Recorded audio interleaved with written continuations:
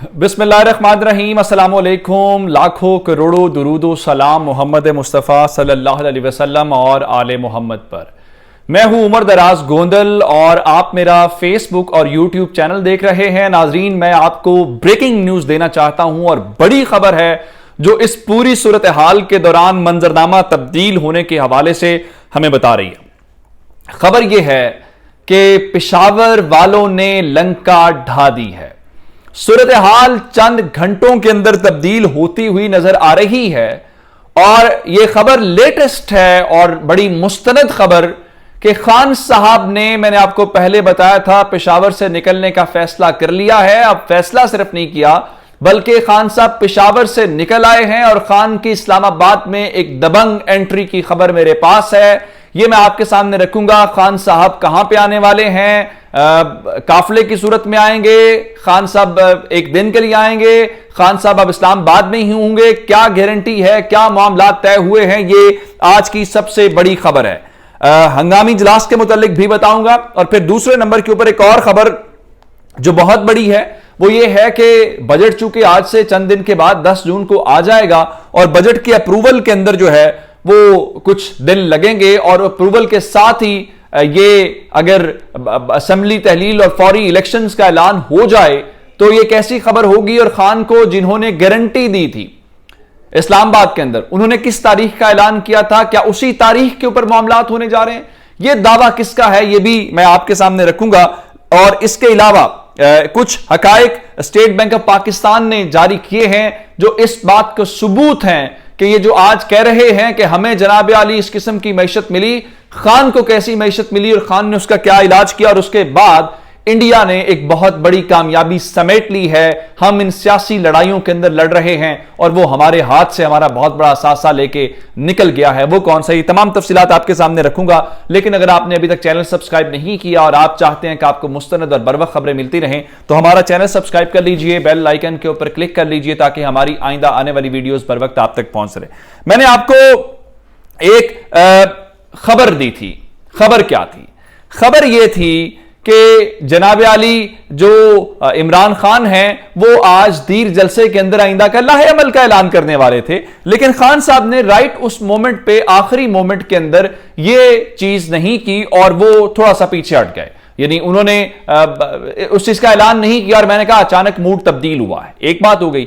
दूसरे नंबर के ऊपर चल के कप्तान इस्लामाबाद नहीं आ रहे थे और नून लीग वाले बहुत ताने मार रहे थे और कह रहे थे जी खान साहब गिरफ्तारी के डर से नहीं आ रहे। फिर राना सनाउल्लाह ने कहा कि मेरी ख्वाहिश है कि मैं इमरान खान को खैबर पख्तूनख्वा के अंदर से गिरफ्तार करूं, यानी उस जगह पे सीएम हाउस के अंदर। फिर आगे चल के खान साहब ने पेशावर हाई कोर्ट से कांटेक्ट किया, अपनी वहां पिटीशन फाइल की और उन्होंने राहदारी जो जमानत है वो हासिल की, जिसका मतलब यह है कि जितने भी उनके मुकदमात फिलहाल उनके खिलाफ दर्ज हैं उसके अंदर हुकूमत उनको गिरफ्तार नहीं कर सकती। जिसके बाद असल मामला यह है कि जब खान साहब वहां पे गए थे इस्लामाबाद धरना देने के लिए, और वो कहते तो हैं कि मैंने फसाद से या जानी नुकसान से बचने के लिए काम किया था, लेकिन बहुत सारे लोगों को पता है कि उनको 3 लोगों ने गारंटी है। डॉन अखबार की खबर है कि 3 लोगों ने खबर दी, जिसमें एक बड़े बिजनेसमैन हैं, इशारा दे देता हूं कराची के हैं, एक साबिक चीफ जस्टिस है, बड़े मुस्तकबिल माजी करीब के अंदर ही वो रिटायर हुए हैं, उन्होंने, और एक और किसी इदारे, बड़े इदारे से कोई शख्सियत थी, उन्होंने ये उनको कहा था कि आप चले जाएं। अब इस सारी सूरत हाल के दौरान जब चीजें यकसर तब्दील हो गई हैं और वो तारीख करीब आ गई है तो खान साहब ने दबंग एंट्री मारी है। फैसला ये हुआ है कि खान साहब पेशावर से इस्लामाबाद आ रहे हैं सुबह, यानी जो आने वाली सुबह है, खान साहब यानी 5 जून को सुबह यहां पहुंच जाएंगे इस्लामाबाद और इस्लामाबाद के अंदर जो खैबर पख्तूनख्वा हाउस है वहां पे खान साहब स्टे करेंगे, बनी गाला नहीं जाएंगे। और खैबर पख्तूनख्वा हाउस के अंदर उन्होंने कल अपनी तहरीक इंसाफ की कोर कमेटी का एक इजलास तलब कर लिया है। अभी चंद रोज पहले ही कोर कमेटी का इजलास हुआ, तो आप ये कह सकते हैं एक हंगामी इजलास है, बड़े फैसले होने जा रहे हैं। अब सूरत हाल इनकी तब्दील होगी है। कैसे? खैबर पख्तूनख्वा हाउस बुनियादी तौर पे वहां खैबर पख्तूनख्वा पुलिस या एफसी के एहलकार भी होते हैं और वो सूबे की हुकूमत की मिल्कियत है। अगर आप वहां पे खान साहब को गिरफ्तार करने की कोशिश करेंगे तो यह मामला नहीं हल होगा। उसकी वजह क्या है? आपको याद होगा जब मुनहरिफ अरकान थे तो मुनहरिफ अरकान को इन्होंने कहां पे स्टे करवाया था? इन्होंने वहां पे सिंध हाउस के अंदर स्टे करवाया था, क्योंकि वहां पे वो इस्लामाबाद की डोमेन के अंदर तो मौजूद है, लेकिन वो कंट्रोल किसका है वो उस सूबे का कंट्रोल है। इसी तरह से यहां पे जो सिचुएशन है वो इनके हक में नहीं होगी और मामला जो है वो इनके हाथ से निकल जाएगा। अब दूसरे नंबर के ऊपर एक और खबर मैं आपको देना चाहता हूं।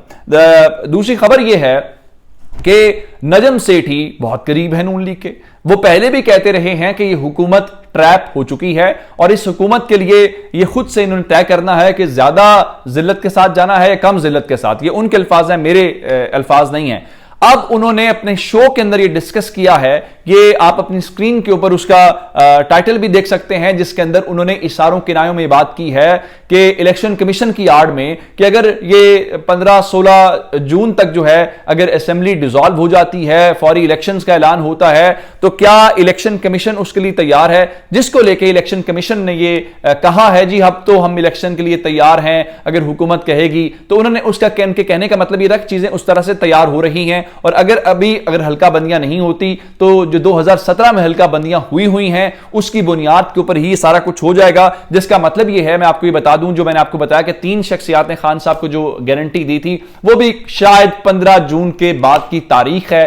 तो अब 15 जून जो अब सिर्फ 11 दिन की बात है, उसके बाद हालात व वाकयात जो हैं वो थोड़े से तब्दील हो जाएंगे। फिर मैंने आपको आज खबर दी थी कि लाहौर के अंदर जो इनकी तल्ख कलामी नून लीग के अंदर हुई है। फिर एक और खबर जरा रिमाइंड करवा देता हूं कि आखिर ऐसा क्या हुआ कि अचानक से जो शहबाज शरीफ हैं उनके हवाले से FIA ने गिरफ्तारी की बात कर दी। अचानक ऐसा क्या हुआ कि कैप्टन सफदर के जो ऊपर फर्दे जुर्म लग गई। तो आपको ये जो डॉट्स हैं वो कनेक्ट होते हुए मिलेंगे। मैं आपको जरा एक और बात बताना चाहता हूं। आप अपनी स्क्रीन के ऊपर देख रहे होंगे कि मुआशी तरक्की की शरह इस साल 5% रखने की तजवीज दी गई है। उसका हदफ है यही जो है वो 5.97 के ऊपर 6% के ऊपर थी, लेकिन आपको अब उसके ऊपर 5% है। इससे आप अंदाजा करें कि यह हुकूमत हमें आगे लेके जा रही है या पीछे लेके जा रही है। उसके अलावा एक और खबर जरा देखिए, ये कहता है जी फॉरेन रिजर्व जो है वो इमरान खान ने बड़ी ज्यादती की। आप अपनी स्क्रीन के ऊपर ये जो देख रहे हैं ये पाकिस्तान के स्टेट बैंक की